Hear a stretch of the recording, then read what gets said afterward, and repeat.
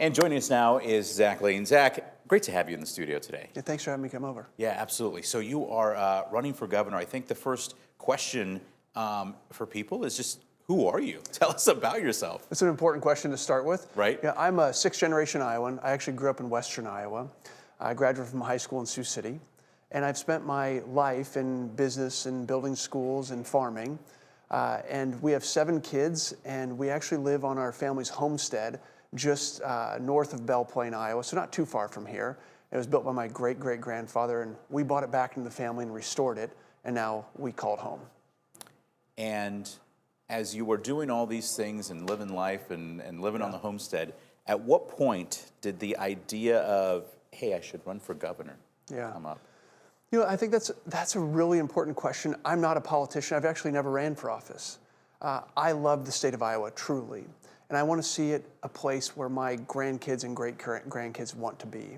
And so I think when I look at what's going on in the state of Iowa, I take a look at a couple key metrics. You know, in businesses that I run, I look at how are we doing with the health of the company by monitoring a couple key metrics. And as I look at the state, I think we've had some great wins on the fiscal side, lowering taxes, keeping spending under control. We still have work to do on property taxes and things like that. But I also look at deeper 20, 30-year cultural issues that we really have to address. And so when I saw that Iowa was number 4 in the nation for our kids leaving age 25 to 29, that threw up a big red flag for me.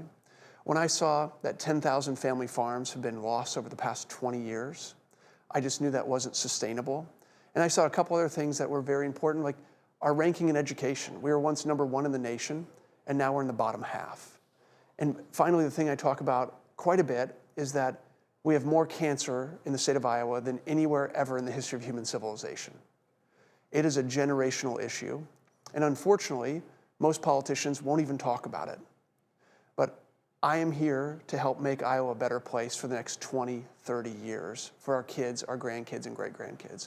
So when the seat became open, and I knew that those issues, I just feel were not being addressed properly, I had to jump in and say the time for the fight is right now. How do you address those things? Because those are very big generational issues, as you just said, things that didn't just pop up overnight. How do you address those things? You know, I think it's by first changing how we look at this, look at the issues, and look at what the purpose of being the governor or being in the legislature is. And my personal belief is that we are here to make sure we're putting the interests of Iowans first. And what I mean by that is promoting the interests of the citizens of Iowa before big corporations, before outside interests. We look at what's best for the citizens of Iowa. You know, there's a quote that I once heard that the Amish community often asks before they make a big decision. And that quote is, "What will this change do to our community?" And I think for a long time, our politicians have not been asking that question, because we've seen as generational issues that have come up, like you just said, have gotten worse and worse and worse. We've seen manufacturing leave the state. We've seen a lot of the repercussions of that. And so how do we start to address these issues? Number one, we have to decide we're going to put Iowa first. We're going to defend what's ours and help our people. That's number one. When we look at things like kids leaving the state, we need to make sure we have jobs and opportunity for them. And that means that we need to make sure that the businesses that we're promoting on the state level are Iowa businesses. We're not giving tax credits to multi-billion-dollar corporations at the expense of Iowa companies that want to build and employ our people. When we look at family farms, 25% of Iowa's land is now owned by out-of-state investors, people that don't live here. They don't come to our Friday night football games. They don't walk our main streets. And so there's an extraction that's been happening from the state. And I look at other states. I look at the state of Montana. I look at the state of Florida, where they are suffering from similar issues of a lot of out-of-state influence in their state. And they're putting in place protections for their people, for their family homes, and for their land. And I want to start doing the same thing. And I've even said, I would like to find a mechanism to raise property taxes on out-of-state investors to give Iowa's young farmers a chance at having a farm and building a farming legacy. And that's promoting Iowans first.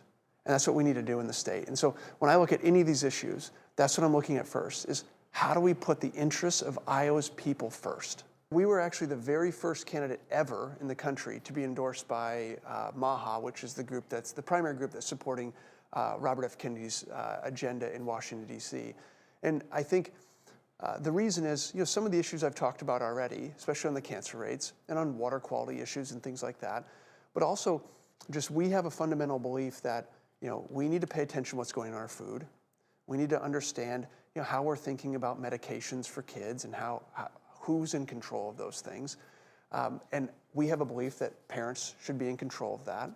And also, we have a belief that we need to provide Iowa citizens need to have access to healthy food, not ultra-processed food with a lot of additives in it. We need to get back to eating real whole food. And so I think as you look at the MAHA endorsement, there's a really big effort around our country, and this is, again, another bipartisan effort, left and right, to live healthier lives, to have less cancer, to drink healthy, clean water, and also to have healthy kids. This is something that both sides really want, and it's a really big reason, a really big part of why I'm running. Let's talk about some of the, maybe some of the big issues that can be tough to navigate. You mentioned one of them, property taxes, but another one that's come up for several years now is eminent domain, E15. Have you gotten a chance to get some clarity as to how you would navigate those issues? Because some of them are going to be very internal to Iowa, others are going to be involved working with the federal government. When it comes to these issues that are specifically in Iowa, we have had a good opportunity to really look deeply at these things. I think Iowans are looking for property tax relief, and rightfully so. We've seen our property taxes keep going up. And I think there's some key things. I tell people, if you really care about property taxes, make sure you're voting in your local elections, because the budgets are coming out of there. And we need to make sure we're keeping a handle on those budgets.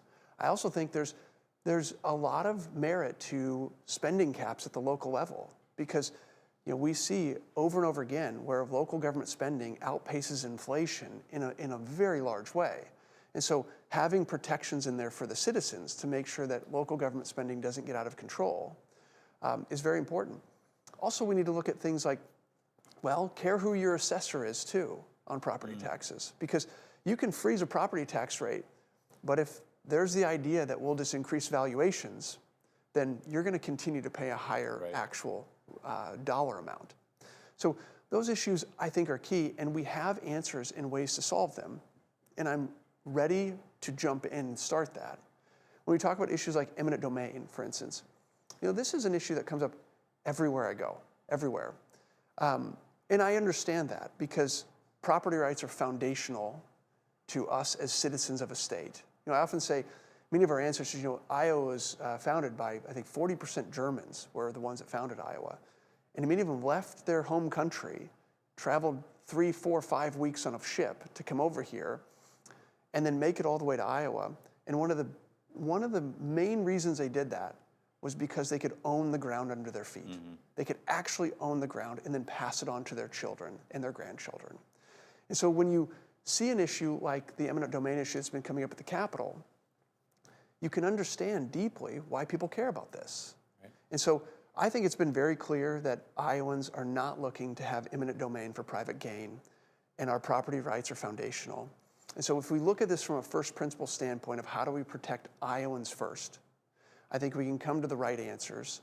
And oftentimes we'll find, I think, that we have bipartisan support on many of these things. All right, Zach. It's been great to meet you today and great to get to know you a little bit. Thanks for stopping by. Thank you.